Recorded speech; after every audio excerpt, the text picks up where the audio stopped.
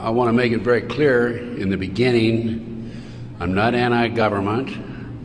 I don't believe in terrorism. And I want to make it especially clear that there are a lot of good people in the FBI and the CIA, naval intelligence, army intelligence, military intelligence, NSA. Unfortunately, there are a few key people in key positions who have made a difference, a big difference, in what's happening in America today. So, looking back, my personal experiences, I retired from the FBI March 1979. At that time, I was in charge of the FBI Los Angeles Division. I had more than 700 personnel under my command. The Attorney General of the United States, Griffin Bell, asked me after I retired if I'd coordinate security for the Pan American Games. I did. I was a consultant in the 1984 Los Angeles Olympics. I was a consultant for former Governor Jerry Brown, California Narcotic Authority. So I do have credentials. My first major and credibility, believe me. Now, if you read the internet, you may not think so, because there are some heavy-duty FBI informants out there like Stu Webb and Barbara Hartwell, who are MKUltra mind control victims, CIA mind control victims, who are making all kinds of disparaging remarks about me. But I don't want to deal with those people, because if you read their material, you'll see that it's designed to discredit people like me, former State Senator John DeCamp, and other leaders who are trying our best to expose what's happening in America today, and actually around the world. Let's go back to 1776, May the 1st.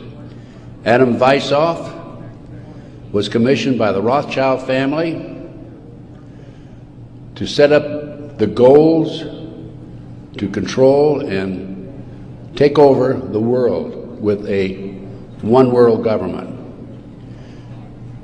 Adam Weishoff came up with 25 goals.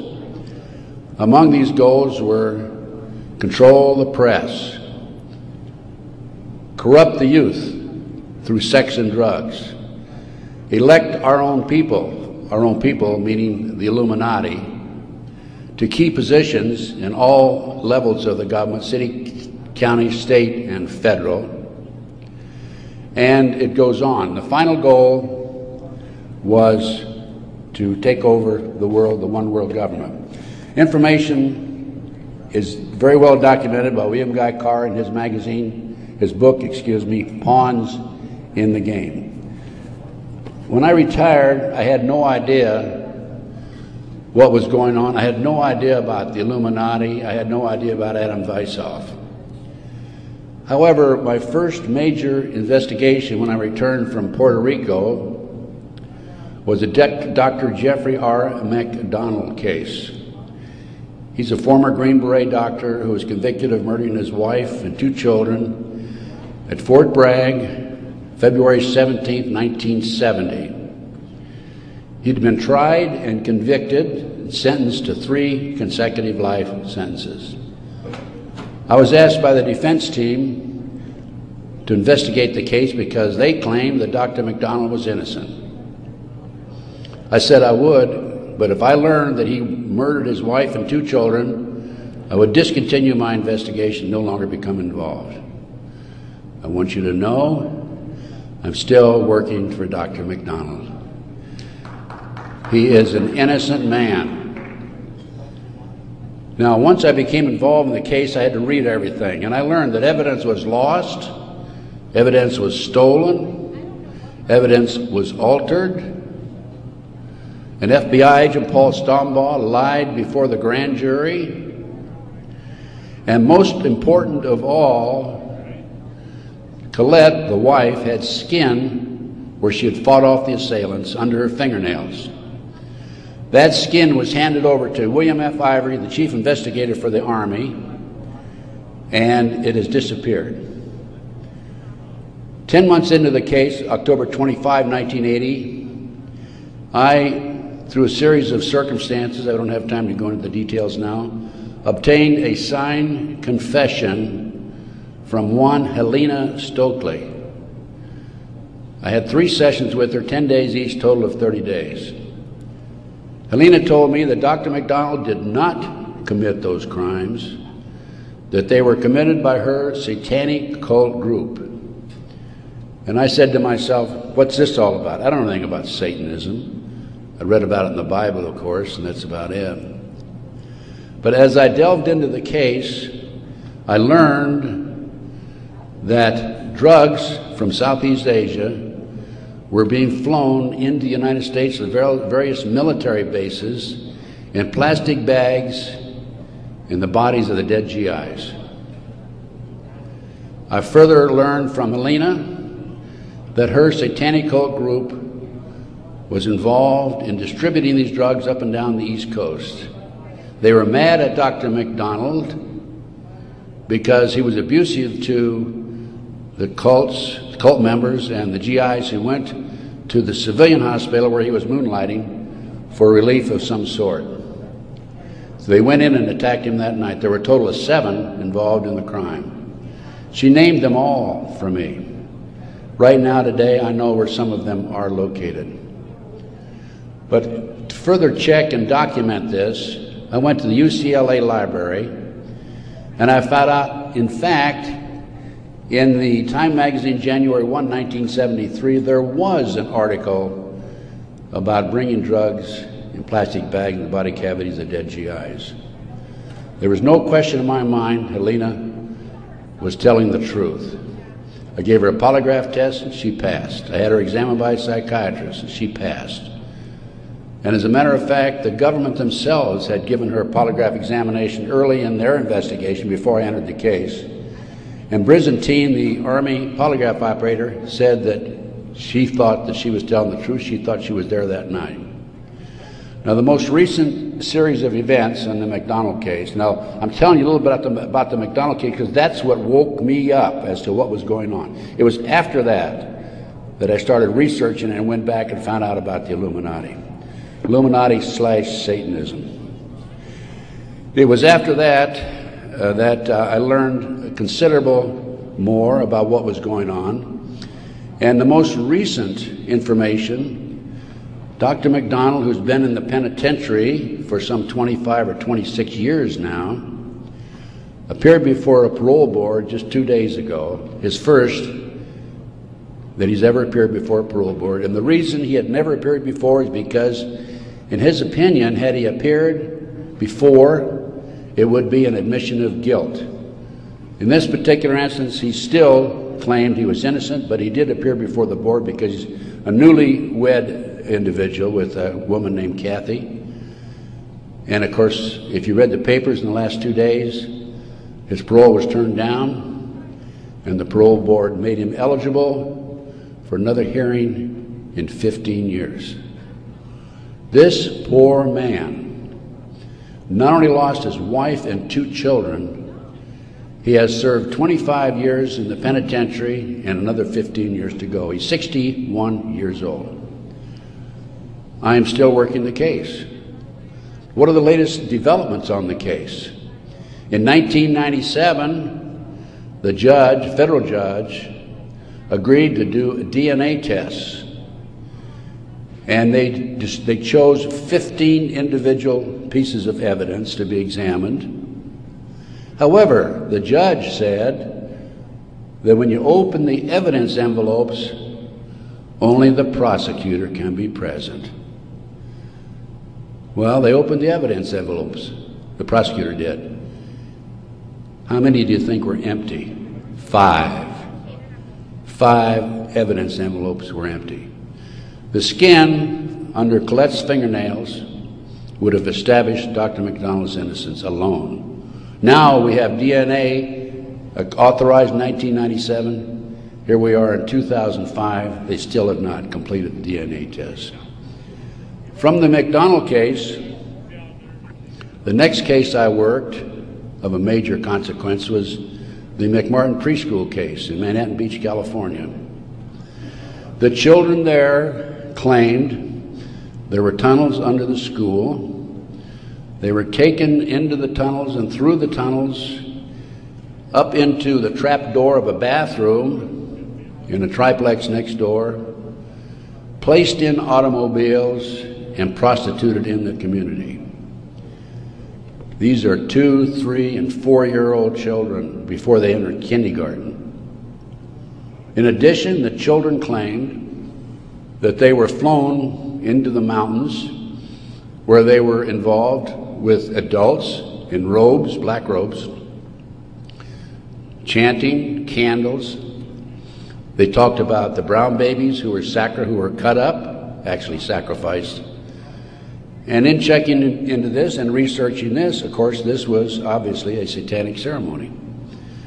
The McMartin family, who owned the preschool, they were tried of Ray Bucky and his grandmother. The grandmother was acquitted, hung jury on Ray Bucky. The second trial, another hung jury.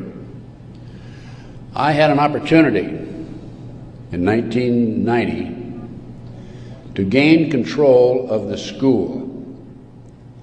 Now, the school had been given to Danny Davis, the defense attorney, and he had sold it, even though he made $15 million on the case, by the way. He had sold it to a contractor who was going to tear it down. When I learned this, I contacted the contractor. I said, I want to be given an opportunity to go on that school and look for the tunnels. The authorities had looked for them in 1987. They said they could find no tunnels. Along with some of the parents, we hired Dr. Gary Stickle, UCLA archaeologist. He hired his crew and brought them in. And in 34 days, Dr. Stickle said there had been tunnels under that school. They were covered up and they were covered in. An informant of mine told me that there was an abandoned satanic site in Crestline, California, up in the mountains. I went up into the mountains and obtained photographs, of the site. I have a lecture that I give where these pictures are available. It's called Gunderson Chronicles number 2. It's a 4-hour lecture that I gave in Kansas City a number of years ago, which shows this abandoned site and also pictures from the McMartin Tunnel school dig. From there, I became involved in another case, very frightening case, because I established, with the help of people like John DeCamp, former state senator in Nebraska, that we have in this country today a covert military criminal enterprise, government enterprise, primarily by U.S. military intelligence, that is operating full throttle, and everybody refuses to investigate it. In the Nebraska case, it's called the Franklin Cover-Up. This is the book here that John DeCamp wrote, by the way. It's all documented in there. And in that particular instance, they were taking children out of foster homes, orphanages, Boys Town, driving them from Omaha, Nebraska to Sioux City, Iowa, 184 miles away, placing them in private jets and flying them to Washington, D.C. for sex orgies with prominent people, including congressmen, senators, and certain people in the White House. It's well documented. I have personally talked to Paul Benassi. I had a 5-hour interview with him. It's a tape that's available. I don't have it with me here, but you can order it. I have a 5-hour interview with Paul that he gave me in 1993. Paul told me how he was used. He was part of the kidnapping crew and was used as a decoy, and when he was 10, 11, 12 years old, in parks, shopping malls, to attract the children over near where the adults were in a car waiting for them. They throw them in the back seat, chloroform them, and make off with them. Paul also told me that these children, many of them become sex slaves. Many of them are used as toys. The boys, they call the boys toys. I don't know what they call the girls. But these degenerate, sick people, the men are more interested in the little boys than they are the girls for some reason. But it's all well documented. Paul drew the inside living quarters of the White House. Now, this information broke in about 1987. That's about right after I entered, just before I entered the case. I replaced a fellow named Gary Caradori, who was the investigator for a Nebraska Senate committee. Gary met the official photographer of the group, who had split from the group, defected, and agreed to take the pictures that this official photographer gave him, and they met in Chicago, agreed to take the pictures back to the committee. He flew out of Chicago in his private plane, a short distance out of Chicago. The plane exploded in midair, and his briefcase has never been found. He and his 11-year-old boy died. His briefcase has never been found. The rear seat of the airplane has never been found. I had made every attempt possible to obtain possession of or control of that plane, because I wanted to examine it for bomb chemicals, particularly the back seat. It's no longer available. Nobody knows what happened to it. Gary Caradori was a civilian, yet it was taken to a military base for examination. A deputy sheriff was the first one on the scene. He saw the pictures. He started picking up the pictures. An FBI agent came along, took the pictures away from him, told him to keep his mouth shut. He started talking to a few people. A year later, his wife was murdered. He's no longer talking. This international child kidnapping ring, I later learned, was out of Washington, D.C. It was very active, and the organization is known as the Finders. And I have a report on the Finders back there. Everything I'm telling you is documented, by the way. The Finders has been established and operating throughout the 1960s up to the present time. It was exposed in 1987. They moved their operation to Wichita, Kansas, and they're operating right today in Wichita, Kansas. I have taken my report to the FBI a half a dozen times, demanded an investigation, and I have yet to be interviewed. So we have the Finders, we have the Franklin cover-up, which documents what I'm telling you. We have the pawns in the game. Pawns in the game is the Illuminati. This is the Illuminati/satanic movement in this country today. And the last thing I'm going to mention in the way of a book is why Johnny can't come home.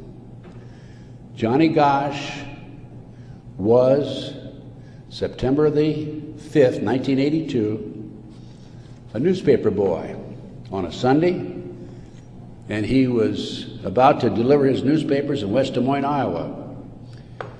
He never delivered any newspapers. He disappeared.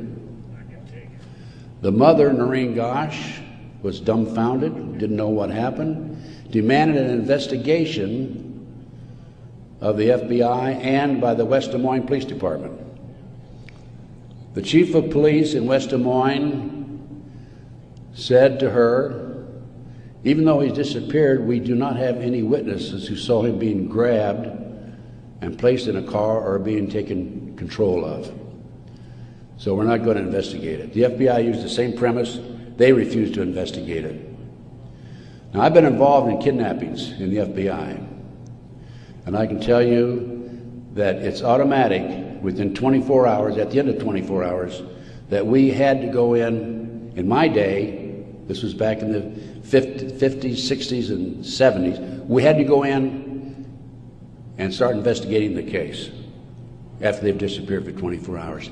Today, as I stand here and you sit there, The children are disappearing in this country at the rate of 83 per hour. That's over 700,000 children a year. Now, I can go back to July 1982. The Reader's Digest claimed there were 100,000 children disappearing every year. There's another statistic that I find very interesting, and that is that it is estimated 2,500 children are kidnapped and murdered in this country every year. That's an unbelievable figure.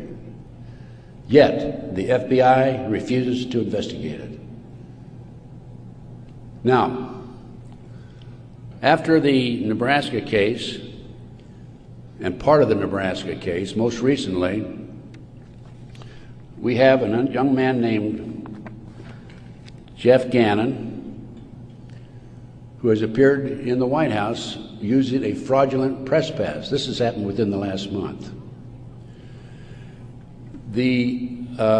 Certain people in the White House were questioning him and were suspicious of him because when he would engage in a press conference with the president, President Bush, he was asking what they called soft questions. Soft questions meaning the president would have an answer for them, he'd look good. Somebody started checking into his background. They learned that he was actually an individual named Jim Guckert. This is all on the internet, by the way. And Guckert had a homosexual website. So Jeff Gannon is an alias of Jim Guckert.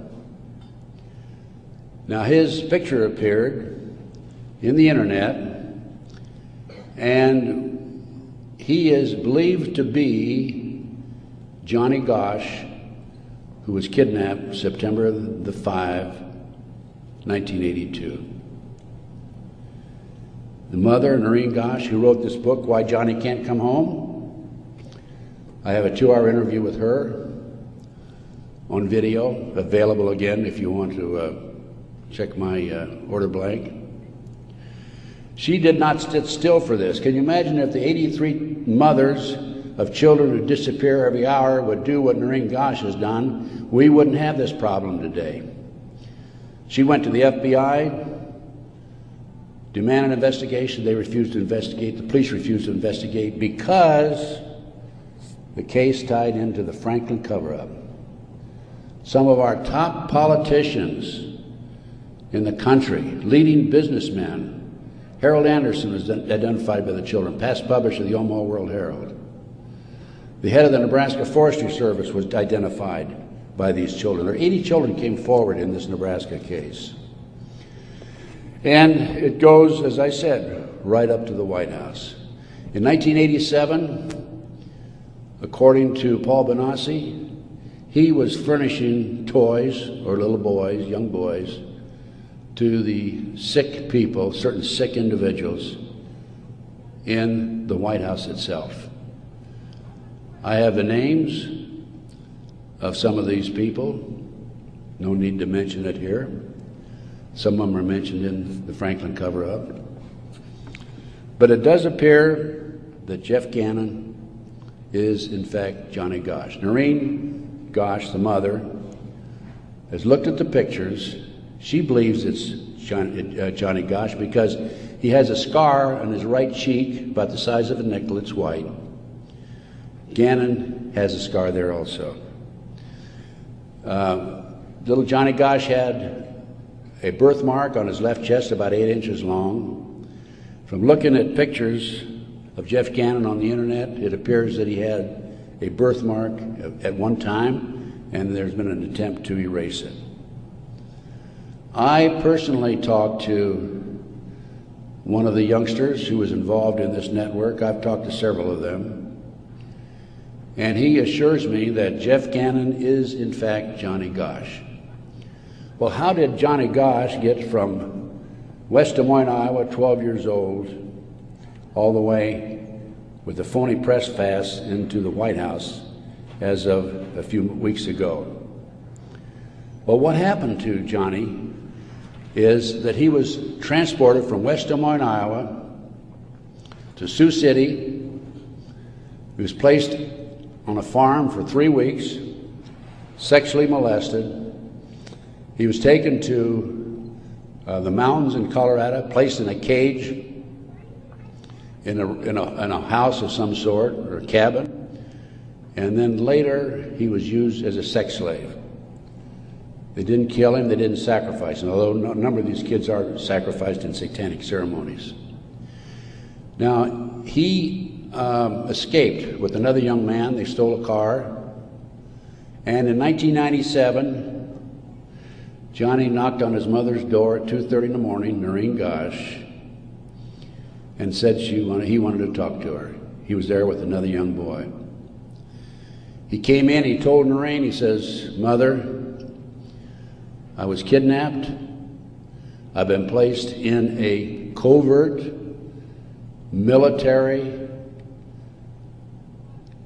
CIA-controlled, mind-controlled project and used as a sex slave."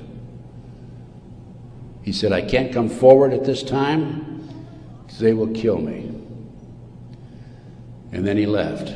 Noreen says that's the last time she talked to him, 1997. Now, several years after that, a girl named Burns, who was a producer for 2020, decided to do a story on the Johnny Gosch kidnapping and the Nebraska case. And she interviewed me. In fact, I spent 5 days with her, gave her the benefit of all my research, which is available to you folks also. And then she got a lead that Johnny was hiding out on an Indian reservation in northern Minnesota. She went there and flushed him out, and he basically went into hiding, and now he shows up at the White House. He was a mind control victim. If you don't know anything about MK Ultra mind control program, it came into this country through the German scientists after World War II. They were involved with the Nazis during the war and prior to World War II in developing robots and individuals to be used on command for anything that they wished, including assassinations and other nefarious activity. The MK Ultra program, CIA mind control program, was investigated by Congress in 1987. Congress said, "CIA, you got to quit doing that. That's you're bad boys." And they said, "We will quit." Don't kid yourself. It's very active today. There are people like Barbara Hartwell out there who are mind control victims. She's another one who's been bashing me. I must be doing a pretty good job because I wouldn't have these people criticizing me on the internet like they do. And of course, it doesn't bother me in the least. But going back to the Nebraska case and MK Ultra, a lot of this training took place at Offutt Air Force Base in Omaha, Nebraska, which was Strategic Air Command headquarters. You recall after 9/11, the president flew to, I think it was the south, someplace in Louisiana or New Orleans, and then he flew to Offutt Air Force Base in the afternoon of September the 11th, 2001. And they had a party there that morning at 9:30 in the morning. He missed the party. He was sorry he missed the party. Warren Buffett was there, by the way. And the MK Ultra program has been very actively administered, not only at Offutt Air Force Base, at Fort Bragg, North Carolina, the place where Dr. McDonald's family was slaughtered in 1970. Now, the Nebraska case, I don't want to leave that without telling you that in the early 1990s, Yorkshire TV came to the United States with a camera crew for 7 months to do a documentary on it. They went back to England, produced the documentary, and they brought it over into the United States. It was listed in the TV guide to be aired on May the 3rd, 1994. When certain members of Congress found out about it, they threatened the cable industry with restrictive legislation. Somebody anonymously bought up the rights to the videotape or the documentary and ordered all copies destroyed. I just happen to have a bootleg copy of that documentary, and it is available. I have been selling these and these books and getting this report out of mine to anybody that's interested in it. And by the way, I have a 5-package deal for you at about a 15% discount, 15 to 20% discount if you buy all 5 items. So about 6 months ago, as any good investigator would do, I said, I'm going to get a copy of that TV guide. I didn't have a copy. John DeCamp had one at one time, couldn't find it. That's typical of John, by the way. Good friend, great guy. And so I said, I'm going to get my own copy. So I wrote to TV Guide people.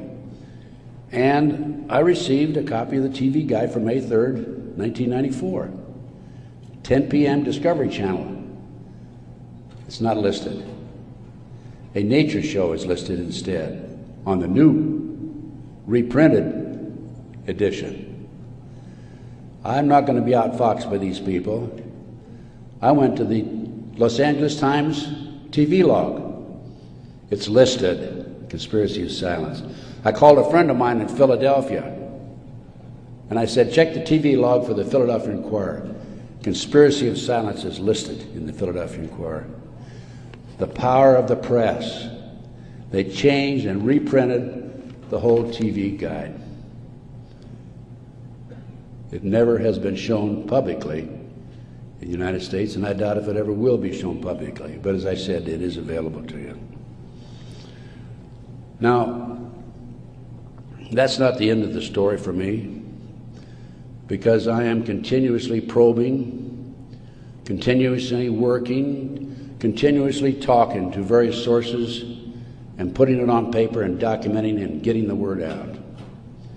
This is the direction that we have to go. Americans, for the most part, are oblivious to what's really going on behind the scenes. One of the things that, in addition to the McDonald case, that got me thinking was the Jack Kennedy assassination. So I checked into that. And by the way, I used to be in charge of the FBI in Dallas, and also I was in charge in Los Angeles after Dallas. So in checking into the Jack Kennedy assassination, I learned, no question about it, that it was a joint hit by the CIA and the Chicago mob. Sam Giancana, head of the La Cosa Nostra in Chicago, 3 days before he was to testify before Congress, was shot and killed, murdered. This encouraged me to do some more checking into some of these national terrorist acts that have taken place and other cover-ups in the United States. I interviewed the naval intelligence officer who on December 4th, 1941, received information that the Japanese were going to bomb Pearl Harbor. We had broken the secret code of the Japanese. He told me personally, on December the 4th, he gave it to his superiors. They passed it up the line. After Pearl Harbor, he was subpoenaed to testify before Congress. His boss called him in, said, don't worry about it, don't respond to the subpoena. Someday you'll know why. He never did testify before Congress. And he recently passed on, by the way. So we have not only a cover-up in these other areas, but looking at the national picture, Pearl Harbor. And look at Waco. The military was involved in destroying and shooting and killing, and also the FBI, women and children in Waco. They used tanks, military tanks, in violation of posse comitatus, which is a law that says the military cannot be used to enforce a civilian population. They got away with it. There's an interesting story. I did some research on Waco. As I've told you, I've done a lot of research. And in many instances, I've not only been there, I've done that. And I've been on the scene. I've spent most of my retirement money investigating these matters, including Oklahoma City, and I'll go into that in just a minute, 911 and so forth. But in Waco, there were 4 BATF agents who were shot and killed. Some of the Branch Davidians were tried, sentenced for these, quote, murders, and are serving prison terms today, probably for life. In researching the 4 BATF agents who were shot, I learned every one of them was shot in the head.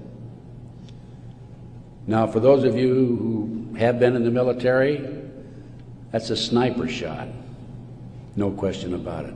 One of them, the bullet, the trajectory of the bullet was from above, down through his lip, and into his body, probably from a helicopter. It's interesting to note that these 4 men, BATF agents, at one time were all bodyguards for former President Bill Clinton. That was Waco. Ruby Ridge.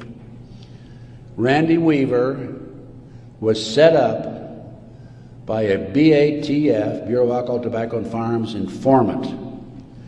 He bought a shotgun that was about 1/4 of an inch too short by law. They arrested him and served him with a warrant. He refused to appear before the courts, and they sent an army after him. Horiuchi, the FBI sharpshooter, shot and killed his wife while she was standing in the doorway. He used to brag about what a great shot he was. Another instance where they tried to railroad a good, loyal American who fell in a trap. And then we have the 1993, continuing with the Great Conspiracy. I call this a Great Conspiracy, and that's what it is. Car bombing of the World Trade Center. I have a copy of the New York Times, October 28, 1993, and in the article, this was reporting from the trial that took place, an FBI informant named Salam, who was in among the terrorists, testified that he was commissioned by the terrorists to put the bomb together, the car bomb together, to bomb the World Trade Center in February 1993. And fortunately for him, when he met with the terrorists, he wore a body mic so he could record every word that was said. Unknown to the FBI, when he met with the FBI, he also wore a body mic. That was probably what kept him from being set up and framed and sent to prison. This is actually in this newspaper article. He went to his FBI superiors, says, I've been commissioned to put the bomb together. We're going to use a dummy bomb, aren't we? And he was told by his FBI superiors, no, we're going to use a real bomb. Now, I don't understand why Congress and Senate, investigators, and our leaders in Washington, D.C. are not jumping up and down over that situation. The FBI not only knew in advance of the car bombing, they furnished the ingredients for the bomb. Why doesn't somebody take some action in that area? Why doesn't somebody investigate this international child kidnapping ring being operated by the CIA? Why are these congressmen voting on bills like the Patriot Act, which takes away many of our constitutional rights and civil liberties, in the best interests of, quote, protection for our country and protection from the terrorists? Let me tell you something, ladies and gentlemen. There are people in our government, a rogue outfit, whatever, I'm not sure, who are actually behind these terrorist acts. And the reason they're behind the terrorist acts is so they can pass bills like the Patriot Act.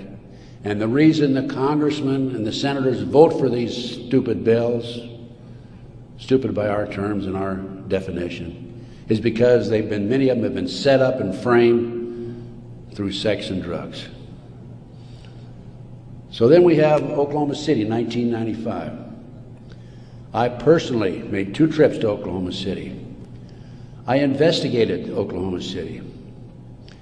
Because of my report, the defense attorney for Timothy McVeigh sent 2 of his investigators to interview me. I spent 4 hours with them. Actually, I got a lot of information out of them. For example, they told me that they were allowed to tour the remains of the Murrah building in Oklahoma City in the presence of a U.S. Marshal, but they were not allowed under any circumstances to take soil samples or to pick up any evidence for examination. Stephen Jones was their attorney. I heard that they were going to tear down the building. Now, you can trace bombs through what they call the taggants, the chemicals. When I heard this, I called John DeCamp. I said, John, we've got to prevent that building from coming down. And I actually called an outfit in Chicago, the Pat Kennedy Group, who were specialists in examining evidence of this type. And John called McVeigh's attorney, Jones, and because John had a client he was representing who was involved in the case, Jones said, I'll handle the paper, we'll have a hearing, we will prevent that building from coming down. The next thing we heard, the building was coming down. John called Jones, what's going on? And he had no good answer for it. That was evidence. I've been at many a crime scene. It is critical that the evidence be preserved. That was a huge cover-up. McVeigh wrote a letter to his sister. McVeigh was in Special Forces. The government says, military says, oh no, he flunked out. He didn't flunk out. He was recruited out of Special Forces, according to him, a letter he wrote to his sister, to be trained to be a CIA assassin and also to work for the CIA international drug operation, both against the competition and for the CIA pro-drug people. McVeigh was, in my opinion, an MK-Ultra mind control victim. He was visited in prison in Oklahoma and in Colorado by Dr. Jolly West. This was secret, by the way. I happened to find out because I made some phone calls to the right people. Jolly West was one of the foremost leaders, along with Sidney Gottlieb, in the CIA's MK-Ultra mind control operation. Why would somebody like Jolly West go interview McVeigh, not only in Oklahoma but also in Colorado during the trial? Because he was a mind control victim himself. At one time, it was reported, I think in U.S. News and World Report, that McVeigh had a microchip in his buttocks. Our military reportedly have been using microchips to keep track of their soldiers. The bomb in the truck allegedly was a fertilizer bomb. The government first announced that it was a 1,500-pound bomb and then a 2,500-pound bomb, and I think it ended up being 4,800 pounds. That bomb that was in the truck destroyed half the building. A 4,800-pound fertilizer bomb, ammonia nitrate fertilizer bomb, dissipates and did not have the potential, the possibility of destroying that much of the building. After the Oklahoma City bomb went off, I had a call from a friend of mine, Michael Riconosciuto. For those of you who are making notes, look up in the internet, R-I-C-O-N-O-S-C-I-U-T-O. Michael Riconosciuto. I've been working with Michael since the early 1980s, 82 is when I first met him. He was a CIA agent, operative for some 2 decades. He was also an FBI informant at one time. His father owned the Hercules Manufacturing in Silicon Valley, California. Hercules Manufacturing developed what is known as the electro-hydrodynamic gaseous fuel device, which is a highly classified bomb. The bomb was actually manufactured by Dyna Nobel out of Salt Lake City. Now, Michael, in the meantime, is in jail now, right today. In fact, I talked to him yesterday because he started to talk before the Brooks Committee about a very interesting case involving the Promise software. The Promise software was in a computer operation that developed all kinds of intelligence information on you and I and every citizen in America. The Department of Justice leased it for 2 years. At the end of 2 years, they refused to pay Bill and Nancy Hamilton the $10 million they owed them. Then the Department of Justice, through Earl Bryant, past president of United Press International, took that computer and sold it around the world. Sold it to the French, to the English, the Israelis, the Canadians. Unknown to these foreign countries, the officials in these foreign countries, there was a trap door in the computer. Very clever, huh? A trap door secretly allowed us, the U.S. government, to retrieve all the information they developed.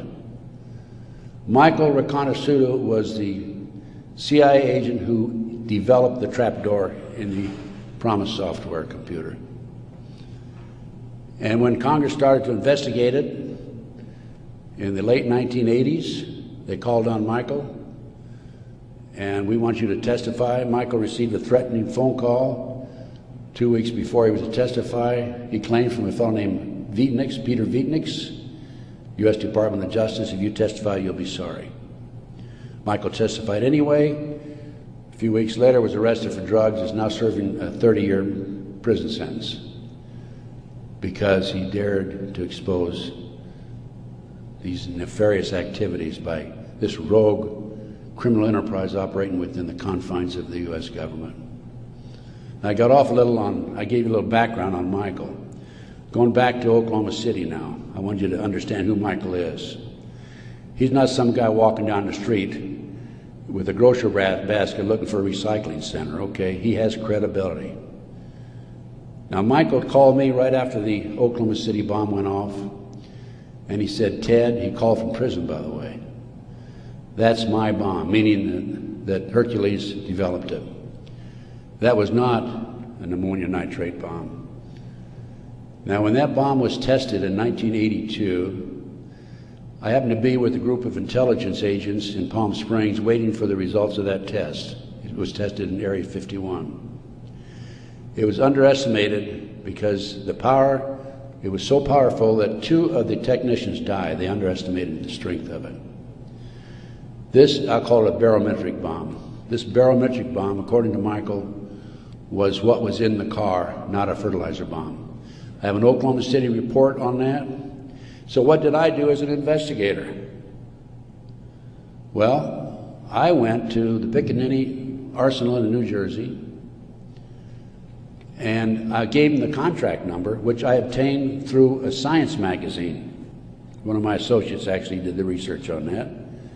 And I gave the Picatinny Arsenal the contract number. This is public, available to the public, by the way.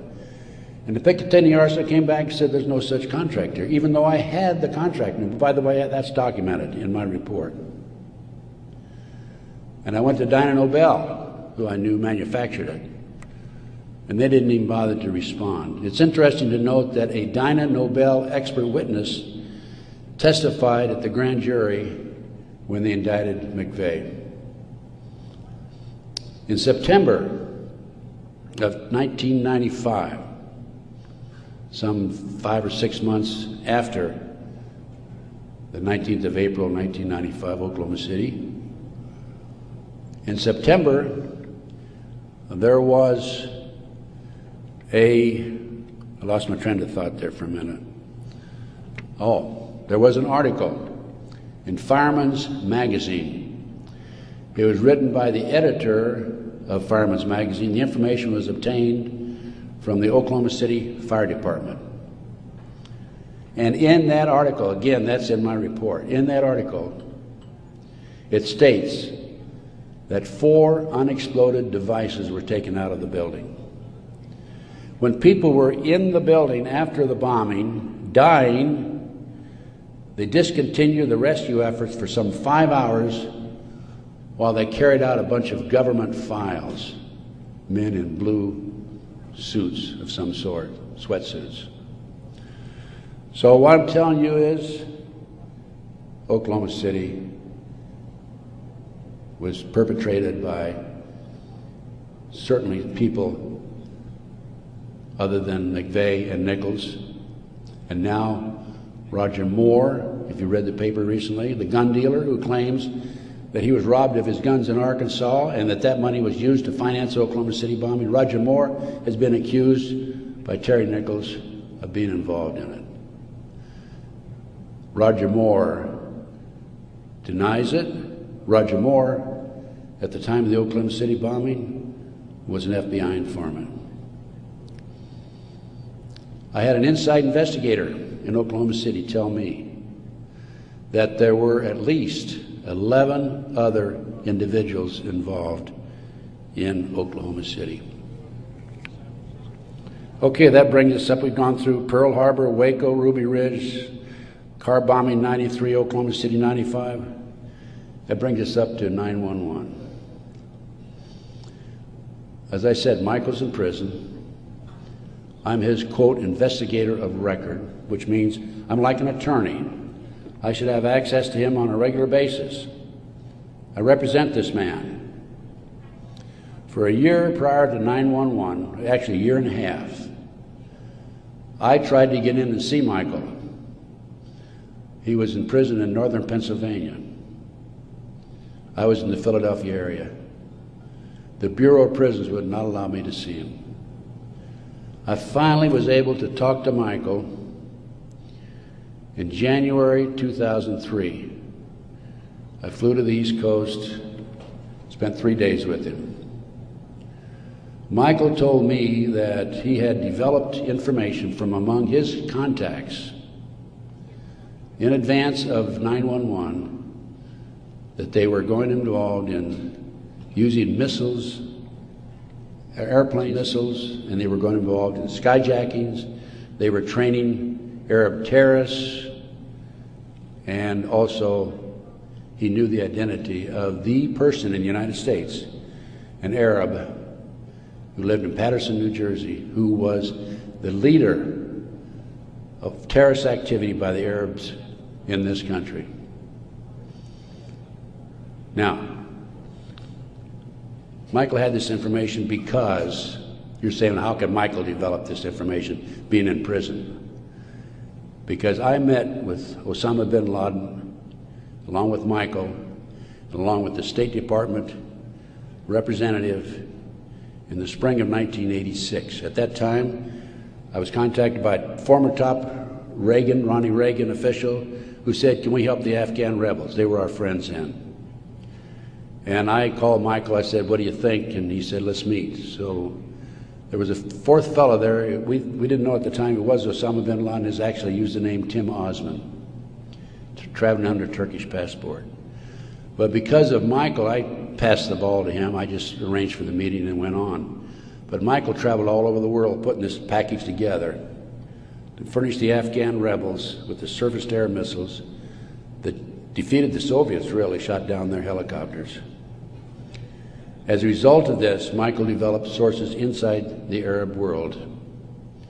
And that's how Michael knew in advance about 9/11.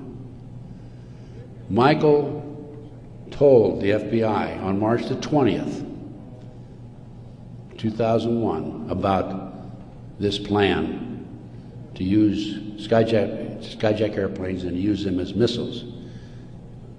He also furnished to the FBI one of his sources, one of his confidential sources, inside the Arab group. The FBI interviewed him, threatened him with prosecution, and deported him. That man, along with his family, have disappeared. We think that they're dead. The FBI refused, absolutely refused, to look into this situation.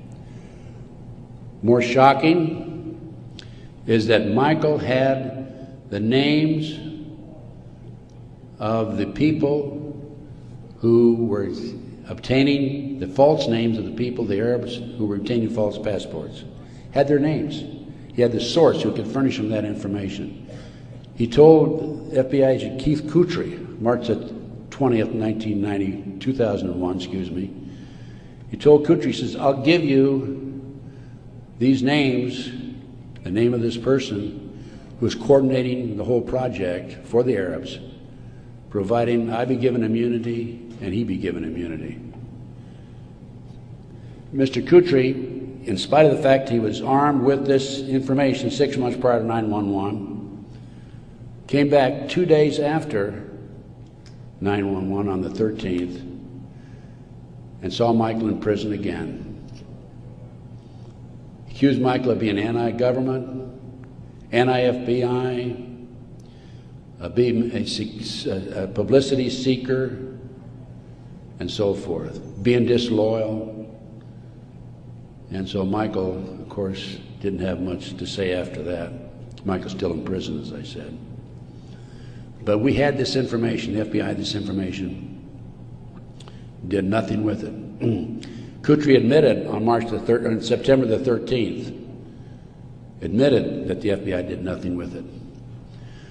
So after I visited Michael, excuse me, 2003, I felt it was important that I confirm that the FBI did meet with him. The Bureau of Prisons would not furnish Michael with the visitors list to confirm it.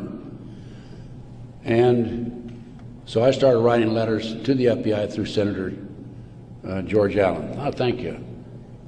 Thank you. And to confirm that he did in fact meet with them, I wanted to document it. I also asked for the identity of the other agent who was with Agent Kutry.